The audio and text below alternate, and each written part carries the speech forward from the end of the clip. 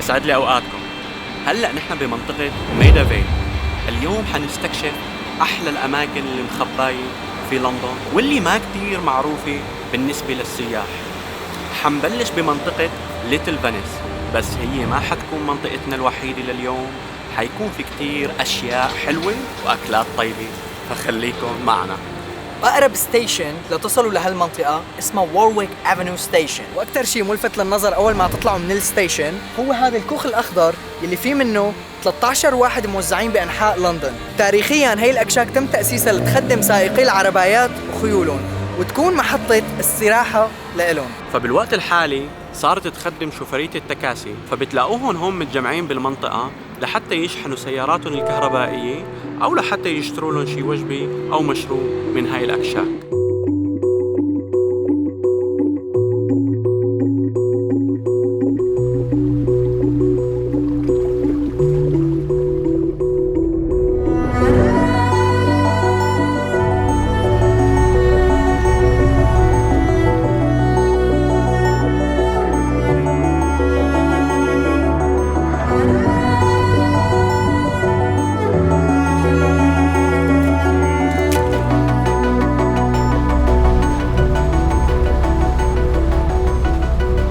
القرنة ما طلعت بعيدة من هون بالمرة، تقريباً شي 5 دقايق وبتصلوا لهون يعني، فكتير convenient كتير. تعال شوف هاي، تعال. هذا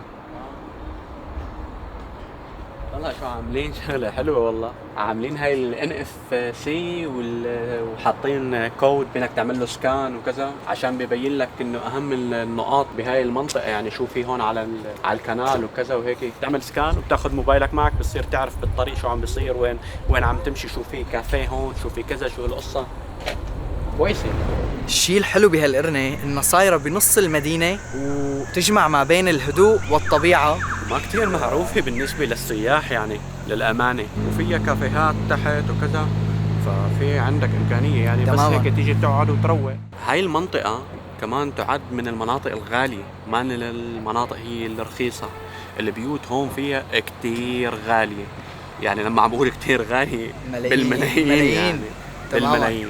يعني في كتير ناس لقت مثل ترك صغيرة انه عاجبهم المنطقة وعاجبهم اللوكيشن هون وكل شيء، فصاروا يحطوا قوارب على ضفاف الكنال، بدفعوا اجر للكونسل هون تمام. البلدية، بحيث انه يقدروا يعيشوا بهاي المنطقة وبنفس الوقت بيكونوا ارخص من الايجارات هون. يعني الناس هون قاعديتها اخذتها انه كمنطقة للمعيشة كمان، مو بس لحتى انه بيجوا بتفتلوا او كذا وبيروقوا. وفي قوارب يمكن كمان تتأجر، انا بعرف كمان ممكن يأجروهم. ايه في قوارب، ما شرط انك تعيش فيه، في عالم تاخذ قوارب بتكسي وبتعيش فيه، بتأجره سوري. مثل ما هلا شفناهم قبل شوي. في نوعين من القوارب، في القارب اللي انت بتستأجره وبتطلع عليه انت والشله تبعيتها. تماما. هذا القارب بس لناخذ باوز عليه، هذا القارب يعني هذا حلو اذا عائله جايه مثلا او جروب او كذا، وبس بدهم يكونوا هن لحالهم على البوت، بدهم يعملوا شيء مثلا، بيجي بقلبه طاوله بنص البوت، بيجي بقلبه طاوله وبيلتفوا عليها. هون قاعدين حاطين مثل فطور عليها، يعني عم ياكلوا شغلات. فيك تفطر، فيك تشرب،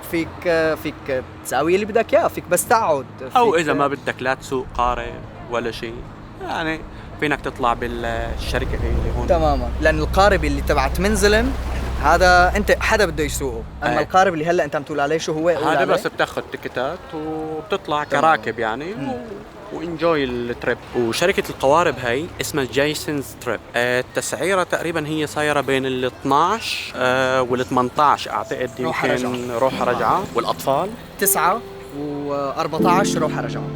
فحلوة، ومدة التريب 45 دقيقة.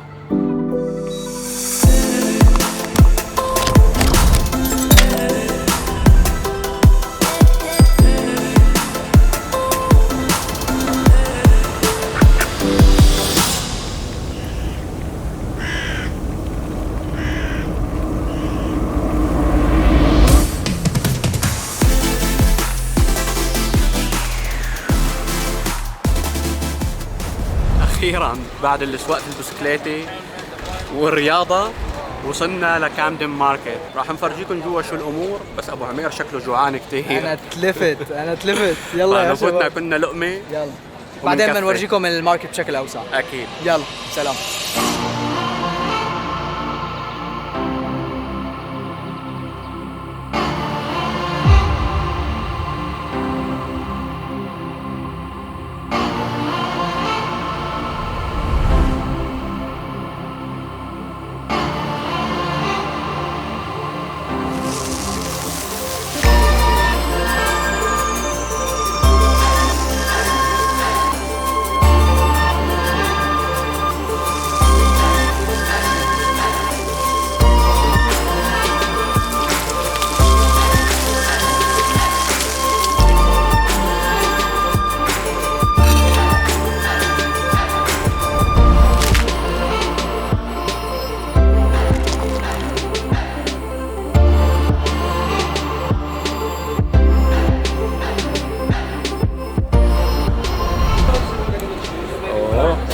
شاهي لك يا ابو عمير. لا شي على عيني.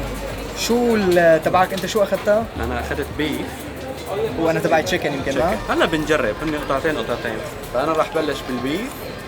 ما تقولي هاد سبايسي صوص. لا عادي شو في وهاد الصوص اللي حاطينه؟ ما بعرف والله الامانه، اول مره عم نجرب بدنا نشوف انت وحظك. قوي لي قلبك شوي. ظاهر سبايسي. قوي لي قلبك. ظاهر سبايسي. انا جوعان ما علي رسله استنينا، خلينا نبلش. بسم الله.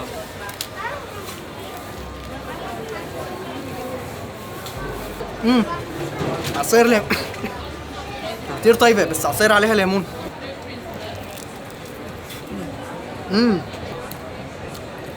أنا ما بحب الحد أبداً. حدوديتها شوي قوية بالنسبة لإلي، بس بطريقة كثير ظريفة. ماني مزعوج منها. كثير تيستي. ما بعرف كيف تبعك شو؟ هلا البيف شوي ناشف حاسه، ما بعرف ليش، يمكن لأنه نحن متعودين على اللامب أكثر. هاي تاكو من غير ما تروحوا للمكسيك وتتعبوا حالكم. لندن تعالوا وظبطوا أموركم. رح آخذ التشيكن تبعيتك لحتى أجرب وشوف شو الوضع. على فكرة المحل حلال، الاثنين حلال. ما ذكرنا يمكن إنه حلال ما؟ حلال. أوه التشيكن أطيب والله للأمانة. قلت لك تيستي. طيب بس شوي لما عمار عم يحكي على السبايسي، للأمانة التشيكن عنده سبايسي أكثر من البيف. والله مو لأنه أنا يعني. لا أنا عم حس بالحار. بانش؟ is it punchy؟ إيه أكثر. اوكي انا ما باكل سبايسي فود. I don't mind still. يعني I don't mind. انا اكلتها بتاكل بتروح لانه تيستي. في شيء بيغطي على شيء. أنا بحب الحد يا جماعة الخير. وانا العكس. سعر الوجبة التشيكن ب7.5 والبيف أغلى بشوي ب8 باوند. هي إذا كنتوا كتير جوعانين أعتقد ما حتكفي. ما تعتبر هي هيفي ميل أو ميل إنه تخليك كومبليتلي فول للأمانة. بوافق نفس الشيء. And that's it.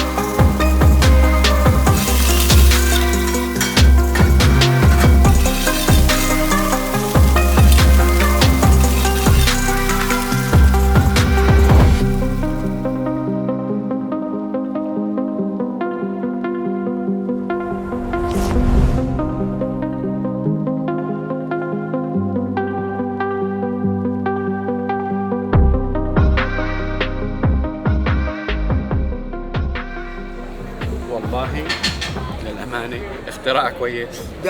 definitely أطيب من التاكو. أطيب من التاكو. Hey, I'd recommend this over tacos. يعني نحن شفنا شكلها بصراحة ونحن عم نتمشى هون بالماركت أكلين تاكو، بس شكلها هيك كان بشهي. قلنا له لعمار لازم نجربها. هي التتبيلة طالعة ظابطة والصوصز all around.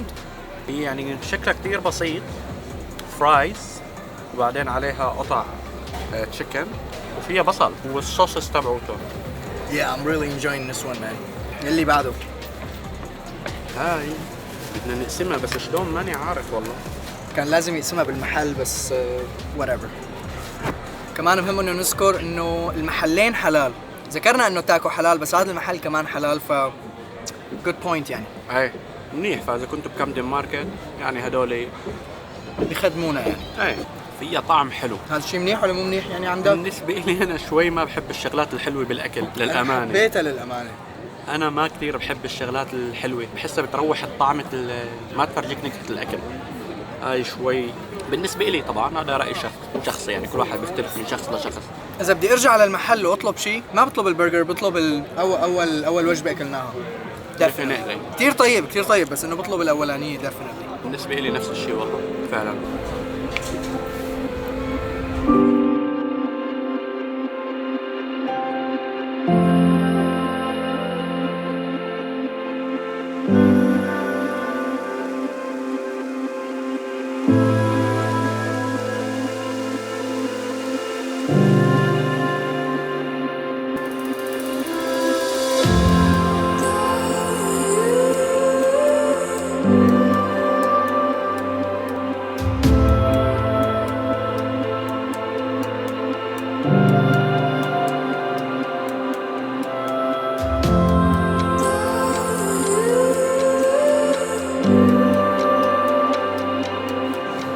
شوي هيك بما انه خلصنا اكل حبينا نعمل جولة بكامدن ماركت لنستكشفها اكثر.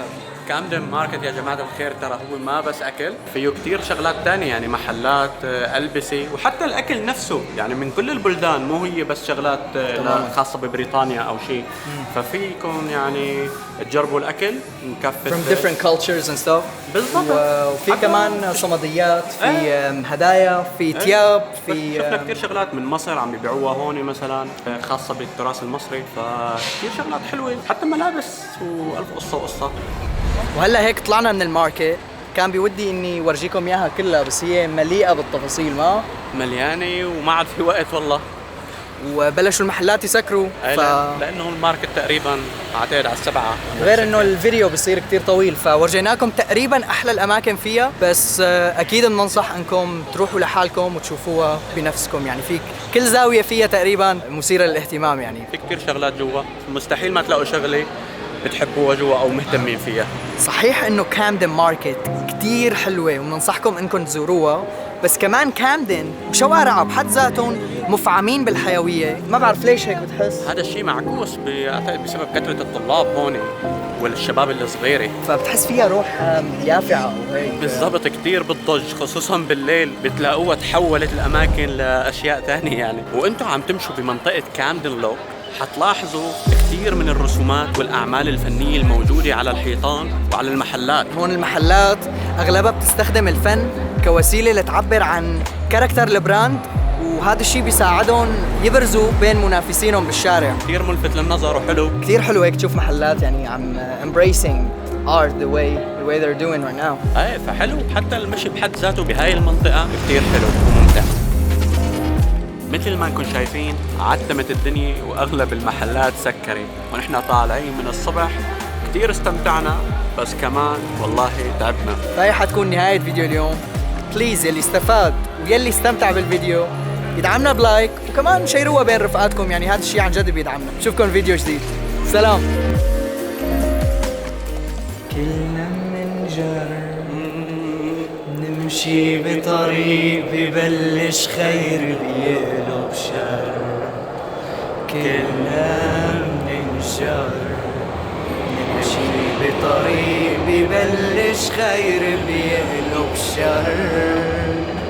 وانت حر، هالحياة كتير بتغري، كوكبنا بيلف وبيدور، وبدك يا نمشي دغري ونخلي الطابق مستور. بدك للحق الناس بتكره كلمة لا، ماشي الدنيا بالمقلوب، كل شي ممنوع مرغوب. خلص عشتها.